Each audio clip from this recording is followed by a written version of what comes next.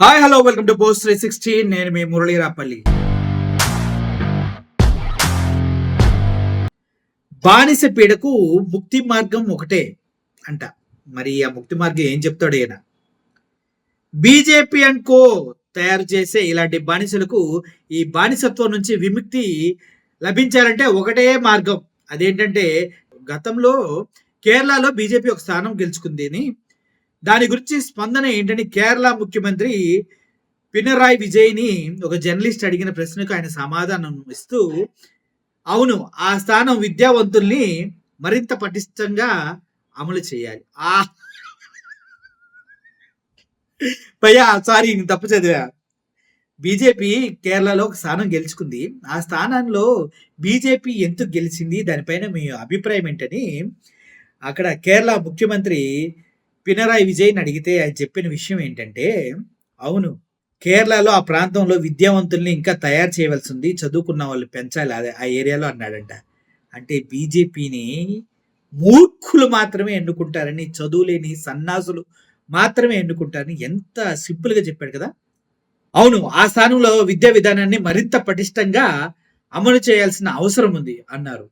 ఇప్పుడు దేశానికి కావాల్సింది ఆ జ్ఞానమే, అజ్ఞానం కాదు. చదువు అనేది ప్రతి ఒక్కరికి కావాలి.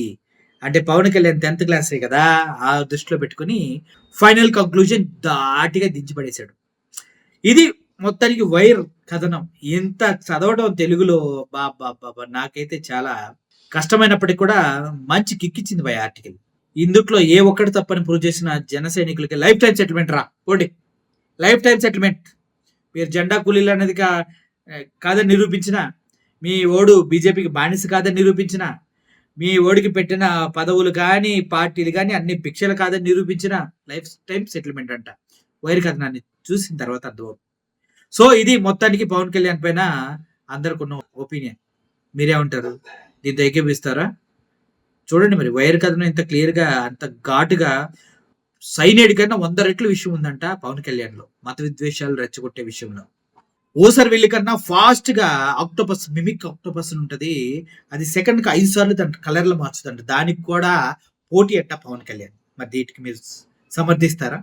తను ఎవరైతే తిట్టారో, వాళ్ళ అమ్మని ఎవరైతే తిట్టారో వాళ్ళ పక్కనే కౌగులించుకుంటూ, వాళ్ళనే ముద్దులాడుతూ, ఆ పార్టీతోనే సన్నిహితం చేస్తూ 15 సంవత్సరాల వరకు వాళ్ళే ముఖ్యమంత్రిగా ఉండాలి, నేనే బానిసగా ఉండాలి, నాతో ఉన్న బానిస సైనికులంతా 3 జెండాలు మొయ్యాలని చెప్పడం కరెక్ట్ అంటారా?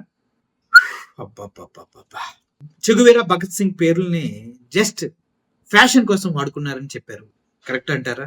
ఓవరాల్ గా చూసుకుంటే వీళ్ళు చెప్పిన దాంట్లో తల్లిని కూడా వదలకుండా వాడుకునే నీచమైన వ్యక్తిగా పవన్ కళ్యాణ్ ని ఈ ఆర్టికల్లో చిత్రించడం జరిగింది. అంతేకాదు, విషం చిమ్మే వ్యక్తిగా, నేల టికెట్ కి ఎక్కువ, బెంచ్ కి తక్కువ అని మాట్లాడారు. Pawan Kalyan super fast, lightning speed, colour changing talent. ఇది టోటల్ గా ఆర్టికల్ యొక్క సారాంశం. మీరేమనుకుంటున్నారు? కామెంట్ రూపంలో కింద తెలియచేయండి. Thank you for watching this video. Murali signing off. Thank you so much.